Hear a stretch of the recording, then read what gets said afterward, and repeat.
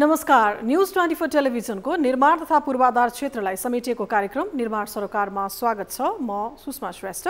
सुरुमा हेडलाइन्स। विदेशी निर्माण कम्पनीले जिम्मा लिएको काम समयमा पूरा हुन सकेन, स्वदेशी निर्माण कम्पनीलाई उपेक्षा गरेको महासंघको गुनासो। विकास निर्माणसँग सम्बन्धित सरकारी निकायहरूबीच समन्वय अभाव, सडक, विद्युत लगायतका आयोजनाबीच सार्वजनिक कार्यक्रममै बेमेल। बागलुङको मध्य पहाडी लोकमार्गमा सवारीको चाप बढ्यो, चाप नियन्त्रणका लागि बस पार्कको अभाव खड्कियो, हाललाई वैकल्पिक ट्राफिक व्यवस्थापनको सहारा लियो। कैलालीको अक्सिजन प्लान्ट प्रयोगविहीन, प्लान्टमा जडित सामग्री बिग्रदै प्लान्टमा गरिएको लाखौंको लगानी डुब्ने खतरा बढ्यो। र विदेशी कम्पनीले लिएका अधिकांश आयोजनामा समस्या, बोल कबोलमा विदेशीसँग प्रतिस्पर्धा गर्न कठिन, स्वदेशी निर्माण व्यवसायलाई सुहाउँदो नीतिको माग। कार्यक्रम निर्माण सरोकारमा अब लागौं आजको पहिलो विषयतर्फ। नेपाल निर्माण व्यवसायी महासंघले विदेशी निर्माण कम्पनीहरूले जिम्मा लिएको आयोजनाहरूको ढिला सुस्ती भएको भन्दै आपत्ति जनाएको छ। नेपालका विभिन्न विकास आयोजनाहरूमध्ये विदेशी निर्माण कम्पनीहरूले जिम्मा लिएको दर्जनौं विकास निर्माण आयोजनाहरू समयमा पूरा हुन सकेका छैनन्। नेपाल निर्माण व्यवसायी महासंघले विदेशी निर्माण कम्पनीहरूबाट भएको कमी कमजोरीका कारणले गर्दा स्वदेशी निर्माण कम्पनीहरू आलोचनाको पात्र हुनु परेको गुनासो गरेका छन्। सरकारको नीति स्वदेशी निर्माण व्यवसायीलाई सहयोग पुर्याउने हुनुपर्ने, तर स्वदेशी निर्माण कम्पनीलाई काम गर्ने वातावरण निर्माण नगरेको भन्दै महासंघले स्वदेशी सबै खालका निर्माण कम्पनीहरूलाई काम दिने वातावरण हुनुपर्ने माग राखेका हुन्। विदेशी निर्माण कम्पनीहरूले जिम्मा लिएका कतिपय विकास आयोजना, मोगलिङ नारायणगढ खण्ड, मेलम्ची खानेपानी आयोजना, बीपी राजमार्ग, कुलेखानी तेस्रो जलविद्युत आयोजना, माथिल्लो तामाकोशी जलविद्युत आयोजना, भैरहवा विमानस्थलको काम निर्धारित समयमै पूरा हुन सकेका छैनन्। महासंघले विकास आयोजनामा सरकारको स्पष्ट नीति हुनुपर्ने माग गरेको छ। 2067 सालमा सुक्खाग्रस्त क्षेत्रमा घोषणा गरिएको हलेसी तुवाचुङ नगरपालिकाको अधिकांश वडामा खानेपानीको समस्याको पिरलो छ। त्रिधार्मिक स्थल हलेसीमा ट्याङ्करमा बोकेर ल्याएको पानी खरिद गरेर उपभोग गर्नुपर्ने बाध्यताका साथै अधिकांशले 2-3 घण्टाको बाटो पानीकै लागि धाउनुपर्ने अवस्था छ। हाल भूमिगत जल संरक्षणका लागि वर्षाको पानी जम्ने ट्रेन्च निर्माण गरेर समस्या समाधानका लागि वैकल्पिक उपाय खोजिएको छ। एक रिपोर्ट। खोटाङको हलेसी तुवाचुङ नगरपालिकाका अधिकांश वडावासीहरू पानी अभावका कारण काकाकुल बनेका छन्।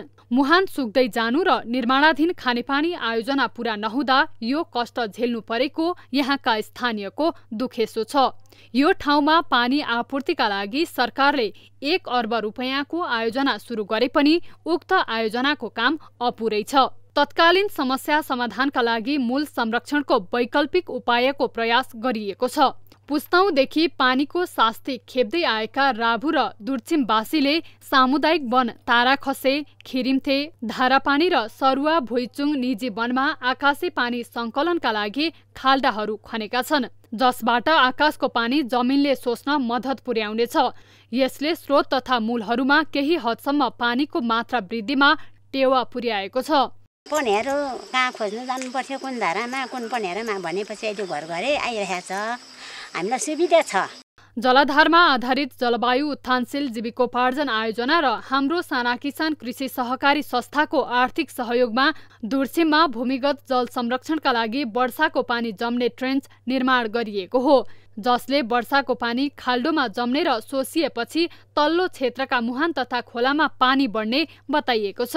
मुहानहरूमा पानी कम हुने भएको कारणले त्यो भन्दा माथि खनेको यो ट्रेन्चले चाहिँ त्यो अब गराएर कुलो बनाएर खनेकोले गर्दा पानी जमिँदो रहेछ। त्यो पानी जम्मा हुने एक स्टेप झर्दै झर्दै तल सोसेर जाँदा खोलामा चाहिँ मुहान बढेर चाहिँ ठुलो हुने रहेछ। पानी अहिले लगभग गाउँको पुर्खा बाजेहरू बुढापाकाले गाउँलेहरूले भन्दाखेरि पानी निकै ठुलो बढ्यो, स्रोत राम्रो हुँदो रहेछ, राम्रो यो जाना रहेछ भन्ने चाहिँ भनाइ छ। जलस्रोत संरक्षणका लागि दुर्छिमकै धारापानी 1 मुहान र धारापानी 2 मुहान संरचना निर्माण गरिएको छ। धारापानी सिंचाई पोखरी निर्माणपछि 12 वर्षसम्म सुकेको पानीमा 2 वर्ष यता रसाउन थालेको छ। पहिला यो 12 वर्ष जति चाहिँ पुरानो मुहानहरू पनि सुक्यो, झन्झनै खानु पनि पाइन्न, धेरै लामो लाइन लागेर बस्नु पर्यो नालाहरू पाइपहरू ल्याउँदा पनि।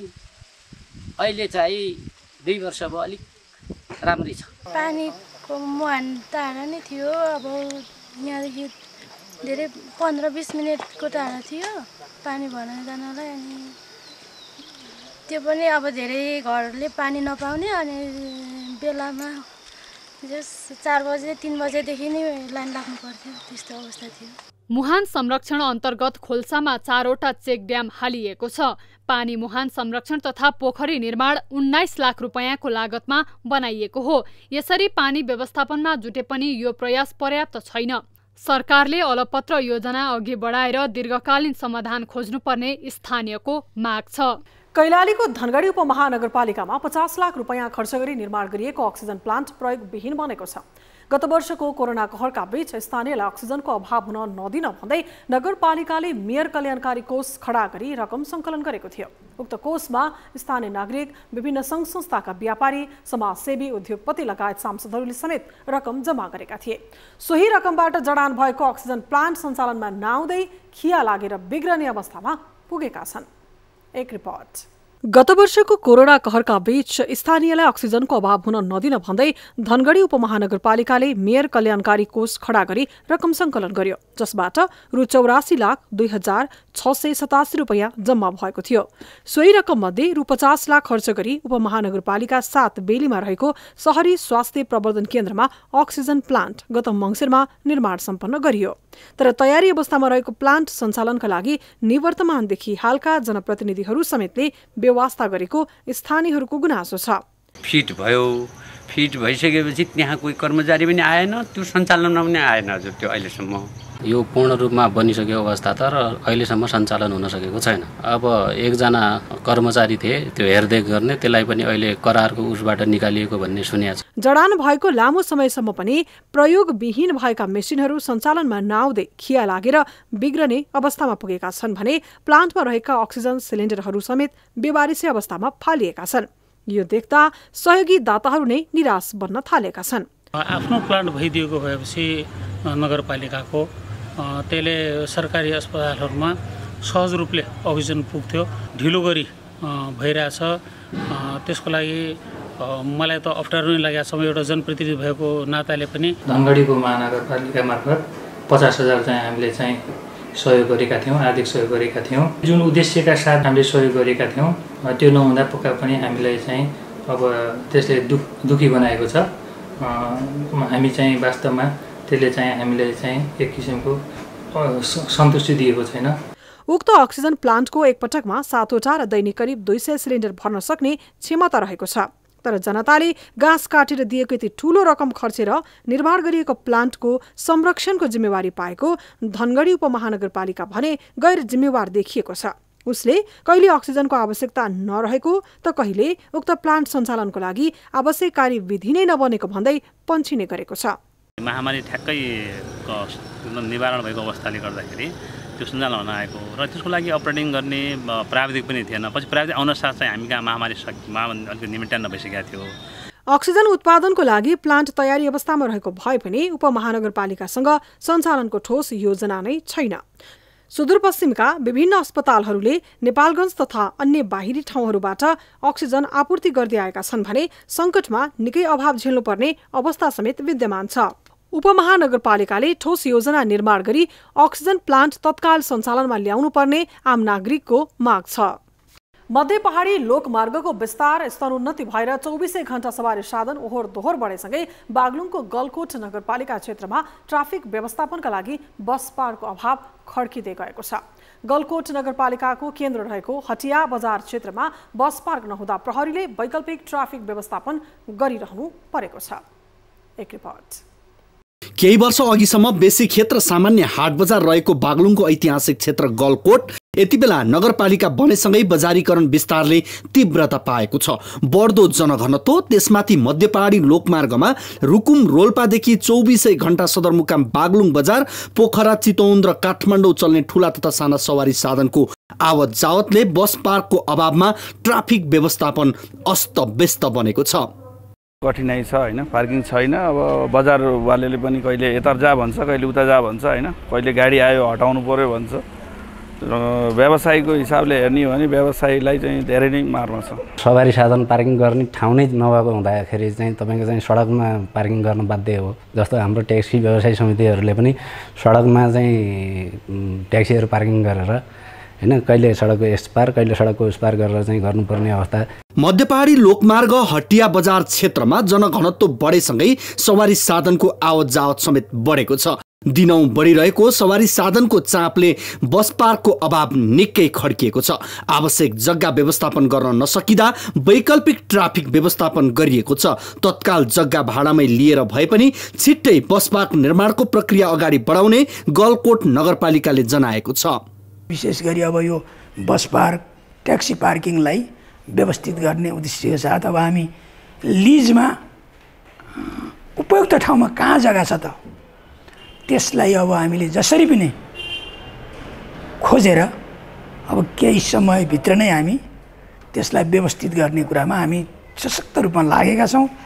गलकोट नगरपालिका र ताराखोला गाउँपालिकाको मुख्य व्यापारिक केन्द्र मात्र नभई पश्चिम बागलुङको बडीघाट गाउँपालिका, ढोरपाटन नगरपालिका, निसीखोला गाउँपालिका, तमानखोला गाउँपालिकासँगै छिमेकी जिल्ला रुकुम र रोल्पाका मानिसहरू समेत मध्य पहाडी लोकमार्गको गलकोट हुँदै यात्रा गर्ने गर्छन्। बजारीकरणको विस्तारसँगै भविष्यमा दोस्रो पोखरा बन्ने स्थानीयले अपेक्षा गरेका छन्। बस पार्क निर्माणका लागि नगरपालिकाले स्थानीय बीच बृहत्तर छलफल र निकासको बाटो खोज्न सके गलकोट नगरको बजार क्षेत्रले विकासमा छलाङ मार्ने देखिन्छ। विकाससँग सम्बन्धित सरकारी निकायबीच तालमेल हुने गरेको छैन। कतिपय ठाउँमा भएको ढिला सुस्तीबारे एक सरकारी कार्यालयले अर्कोलाई दोष थोपर्दै आएका छन्। यसै मेसोमा बुटोल उपमहानगरपालिकाले विकास निर्माणका काममा ढिला सुस्ती भएपछि सरकारी निकायलाई नै एकै थलोमा राखेर छलफल गरेको छ। त्यो छलफलमा पनि धेरैले एक अर्कालाई नै दोष थोपरे। एक रिपोर्ट। निर्वाचित भएको केही समयपछि बुटोल उपमहानगरका प्रमुख खेलराज पाण्डे र उपप्रमुख सावित्री देवी अर्यालले भत्किएको सडकको अनुगमन गरेका थिए। जनप्रतिनिधिको अग्रसरतापछि निर्माणको कामले केही गति लिएको जस्तो आभास मिलेको थियो, तर त्यो काम लामो समय देखिएन। वर्षातसँगै सडकमा थप शास्ति थपियो अनि उपमहानगरपालिकाले सडक, खानेपानी, विद्युत लगायतका विकास निर्माण सम्बन्धी कार्यालयहरूमा डेलिगेसन नै गरेको थियो। त्यसपछि उपमहानगरले सरकारी निकायहरूबीच छलफल गरेको हो। छलफलमा सरकारी कार्यालयहरूले एक अर्कामा दोषारोपण गरेका छन्। त्यस क्रममा सडक कार्यालयले विद्युत प्राधिकरणले पोल नसारेको गुनासो गर्यो। 5 करोड समथिङ अलग बजेट व्यवस्थापन भएको छ विद्युतको लागि र विद्युतले नै सम्पूर्ण जिम्मेवारी लिने गरी ठेक्का भएको छ। यता विद्युत प्राधिकरण बुटवल वितरण केन्द्रले बुटवल बेल्हिया व्यापार मार्ग विस्तार आयोजनामा नाला नबनेका कारण पोल गाड्न समस्या भएको बतायो। यो काम गर्नको लागि भनेर अहिलेसम्म सम्पर्क गर्न आउनु भएको छैन। उहाँहरू आउनुभयो भने हामीले साइट हेरेर के सामान चाहिन्छ त्यो चाहिँ हामी उपलब्ध गराउने नै हो। त्यो पहिला पनि कुरा भइसकेको हो सहमति, त्यो चाहिँ हामी उपलब्ध गराउँछौँ। काम चाहिँ उहाँहरूकै ठेकेदारले गर्ने हो, सामान चाहिँ हामीले दिने हो भन्ने कुरो सहमति भएको हो। यस्तै बुटवल बेल्हिया व्यापार मार्ग विस्तार आयोजनाका प्रमुख दीपक कुमार झाले भने विद्युत प्राधिकरणले पोल नहटाएकै कारण नाली निर्माण हुन नसकेको आरोप लगाए। पोल सकभर चाँडोभन्दा चाँडो सारिदिनु पर्यो। त्यो पोल नसारे कारणले गर्दा चाहिँ न नालाको काम कम्प्लिट हुन सकेको छ, न सर्भिस लेनको काम कम्प्लिट हुन सकेको छ। नाला बनाउँदै गयो, बिचमा ट्रान्सफर्मर पोल आइदिन्छ, नाला कन्टिन्यू हुँदैन, अर्कोपट्टिबाट नाला हुन्छ, दुईटालाई जोइन गर्न सकिँदैन। छलफलबाट सरकारी कार्यालयहरूबीच समन्वय अभाव प्रष्टै झल्किएको थियो। सरकारी निकाय बीचको समन्वय नहुँदा विकासको काममा समस्या भएको अनुभव बुटवल उपमहानगर प्रमुख खेलराज पाण्डेले सुनाए। 6 लेन सडकको बारेमा जुन योजना पूरा भएको छैन, विभिन्न कुराहरू अवरोध छन् भन्ने कुरा कार्यालय प्रमुखको कुरा छ। होला तपाईँका समस्याहरू छन्, निर्माण व्यवसायका समस्या होला, तर खाल्टाखुल्टी पूर्णलाई पनि के एउटा यो मानवीय दृष्टिकोणले पनि त पूर्ण सकिन्छ। तपाईँले गर्नुहुन्न भने हामीलाई अधिकार दिनुहोस्, हामी गर्छौँ। के तपाईँले यो पुरा गर्नुहोस्। अब यो जात्रा देखाउने काम नगरौँ। अब यो काम पुरा नगर्ने भने म अनसन बस्नु बाहेक अरू विकल्प हुँदैन। केन्द्रीकृत शासन व्यवस्था हुँदा पनि सरकारी निकायहरूबीच तालमेल नभएको तितो यथार्थ छिपेको छैन। अब 3 तहको सरकार भएको अवस्थामा विकास सम्बन्धी कार्यालयहरूबीचको समन्वय र सहकार्य भने चुनौतीको विषय बनेको छ। कार्यक्रम निर्माण सरोकारमा अब पालो निर्माण अन्तर्वार्ताको। यसपटकको निर्माण सरोकारको अन्तर्वार्तामा नेपाल निर्माण व्यवसाय महासङ्घका केन्द्रीय सदस्य प्रमोद लामिछानेलाई विदेशी निर्माण कम्पनीले लिएका आयोजनाको बारेमा छलफल गरेका छौँ। विदेशी निर्माण कम्पनीले लिएका अधिकांश आयोजना बेवारिसे अवस्थामा छन्। काम सुरु गरेको छोटो अवधिमा नै मुलुकको नीति असान्दर्भिक रहेको भन्दै बीचमा नै छोड्ने घटना दोहोरिरहेका छन्। फलस्वरूप स्वदेशी निर्माण व्यवसाय बदनाम हुनुपर्ने अवस्था आइरहेको छ। सरकारको नीति स्वदेशी निर्माण व्यवसायलाई सहयोग पुर्याउने हुनुपर्ने एवं सोही अनुसारको नीति बनाउन माग समेत गरिएको छ। यसै विषयमा केन्द्रित भएर महासङ्घका केन्द्रीय सदस्य लामिछानेसँग हामीले कुराकानी गरेका हौँ। प्रस्तुत छ उहाँसँग गरिएको कुराकानी। अब अहिले पनि हाम्रो चाहिँ जुन पब्लिकहरुमा जति पनि नेपालमा कन्स्ट्रक्सनका कामहरू निर्माणका कामहरू उहाँहरूले देख्नुहुन्छ प्रायः सबै अब जुन अलपत्र परेका कामहरू पनि सबै नेपाली कन्ट्र्याक्टरहरूले नै काम गरेका हुन् कि जस्तो भनेर एउटा चाहिँ त्यो देखिरहेको अवस्था छ। अब यसमा के छ भन्दाखेरि अब म यसलाई सुरुवाती चरणदेखि नै भन्दै जान्छु। यहाँहरू सबैजनालाई भनौँ न एउटा सबैको मेमोरीमा पनि होला सायद। अब यहाँले जस्तो भनौँ एउटा मेलम्ची आयोजना थियो हैन, त्यसमा नि विदेशीले काम गरेका थिए, त्यति बेला चाइनिज कम्पनीहरूले काम गरेको थियो। उहाँहरूले त्यो काम गर्न नसकेर उहाँहरूले पनि त्यसलाई चाहिँ छोडेर ठेक्का तोड्यो। आखिर उहाँहरू त्यो ठेक्का तोडेर जानुभयो, राष्ट्रलाई धेरै क्षति भयो। मेलम्चीको समयमा चाहिँ राष्ट्रको चाहिँ अब एउटा चाहिँ लोनबाट लिएका उयोहरूको ब्याज बढ्यो हैन, समयमा चाहिँ कामको डेलिभरी हुन सकेन। त्यसै गरी कुलेखानी तेस्रो 14 मेगावाट थियो, त्यो पनि चाइनिज कम्पनीले लिएको थियो। त्यसलाई झन्नै 10 वर्षमा पनि त्यो पुरा हुन सकेन। 10-12 वर्ष लाग्यो। 14 मेगावाटको एउटा चाहिँ हाइड्रो पावर बनाउन 12-14 वर्ष लाग्यो। त्यो पनि विदेशी कम्पनीले नै गरेको थियो।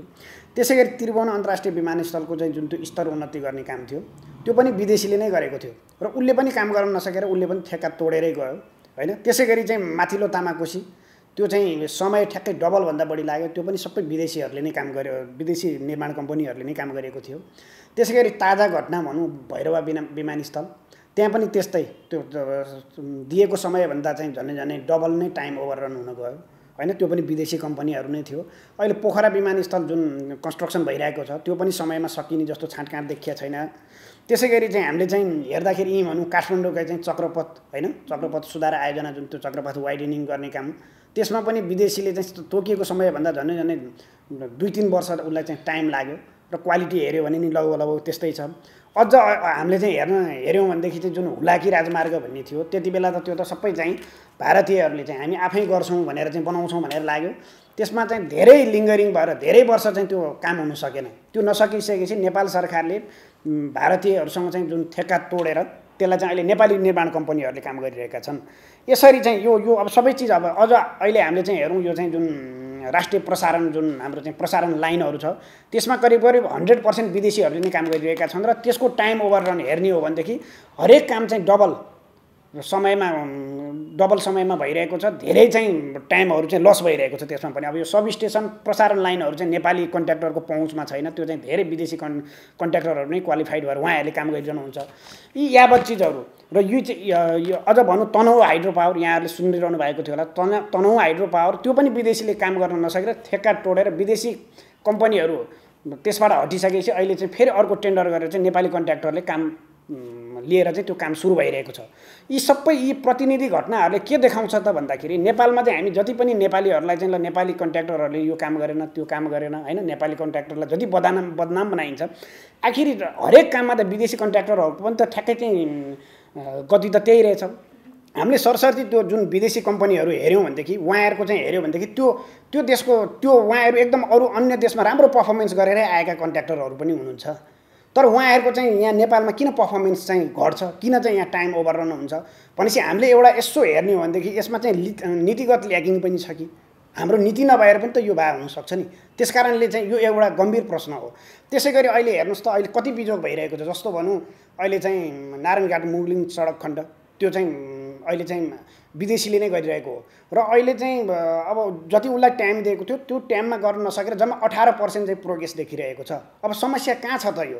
हामीले चाहिँ भन्छौँ नेपाली त्यही ठाउँमा यदि नेपाली कन्ट्र्याक्टर भएको भए उसले किन भन्दाखेरि जसरी पनि काम सक्नुपर्छ, एउटा इज्जतको लागि पनि काम गर्थ्यो नि त। विदेशी ऊ अहिले पनि ऊ चाहिँ मुद्दा लड्ने दाउमा छ, ऊ अझ चाहिँ क्लेम गर्ने दाउमा छ भनिसकेपछि भनेको त यसमा जस्तो भनौँ अब त मुङलिन पोखराको हालत त्यस्तै छ। अहिले चाहिँ सडकहरू सबै भत्काइएको छ, पब्लिकहरूलाई चाहिँ ओहोर दोहोर गर्न कति गाह्रो भइरहेको छ। त्यो कसले सुनवाई गर्ने होइन। यी यावत चिजहरूले चाहिँ के देखाउँछ त एउटा चाहिँ भन्दाखेरि चाहिँ हामीले चाहिँ जति पनि भन्छौँ नि विदेशीलाई दियो भनेदेखि विदेशीले तुरुन्त काम गरिदिन्छ, नेपालीले काम गरेको चाहिँ सबै त्यस्तै भन्दाखेरि क्वालिटी अहिले यहाँले हेर्दाखेरि भनेको नि क्वालिटीको हिसाबले नेपाली जुन कन्ट्र्याक्टरहरूले गरिरहेका छन् पर्फर्मेन्सको हिसाबले हेर्ने हो भनेदेखि मुङलिन नारायणघाट खण्ड हेरौँ, त्यो चाहिँ एउटा अन्तर्राष्ट्रिय स्तरको चाहिँ नेपाली कन्ट्र्याक्टरहरूले नै बनाएका हुन् होइन। अहिले ठुल्ठुला मेगा प्रोजेक्टहरू सबै नेपाली कन्ट्र्याक्टरले बनाउँदैछन्। अहिले तनहुँ हाइड्रो जुन विदेशीले काम गर्न नसकेर ठेका तोडेर गएको हो, त्यो नेपाली कन्ट्र्याक्टरले अहिले काम पाइरहेको छ। उसले त आफ्नो काम चाहिँ अगाडि बढाउने चरणमा छ।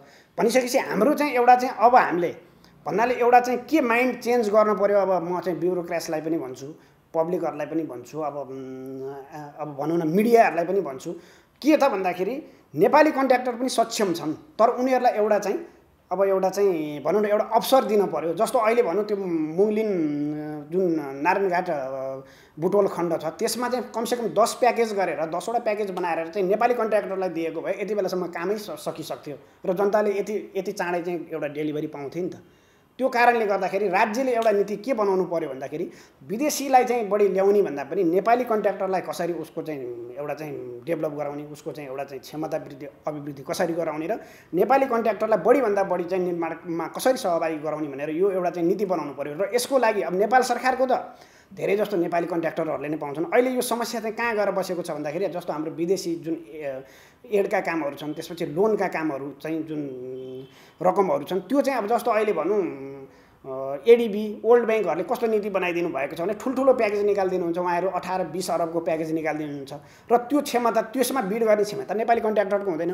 त्यही काम चाहिँ 2 करोड 3 करोड 5 करोड 7 करोड 10 करोडसम्म गऱ्यो भने पनि नेपाली कन्ट्र्याक्टरहरू चाहिँ त्यसमा जान सक्नुहुन्छ। भन्नाले राज्यले अब के गर्नु पर्यो त भन्दाखेरि जतिसकेको चाहिँ नेपाली कन्ट्र्याक्टरहरूलाई त्यसमा चाहिँ सहभागी हुन सक्ने वातावरण र एउटा त्यो नीति चाहिँ बनाउन जरुरी भइसक्यो।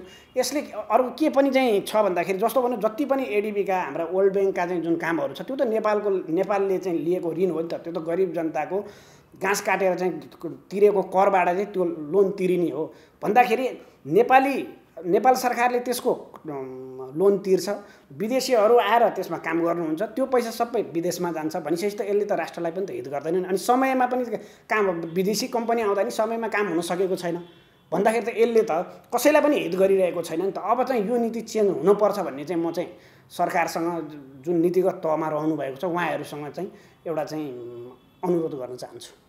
अब अघि मैले यहाँलाई अघि पनि निवेदन गरेँ कि कतिपय नीतिगत ल्याकिङहरू पनि होलान् हैन र कतिपय चाहिँ अब विदेशी कन्ट्र्याक्टरको आफ्नो पनि बदमासी होला। जस्तो भनौँ नेपालमा नेपाली कन्ट्र्याक्टरले आफैले काम गर्ने भए उसले इज्जतको लागि पनि गर्छ। अघि मैले निवेदन गरेँ कि नेपाली कन्ट्र्याक्टरले चाहिँ कुनै एउटा सडक लिएको छ भने उसलाई त धेरै ठाउँबाट प्रेसर आइरहेको हुन्छ र एउटा इज्जतको कुरा पनि हुन्छ।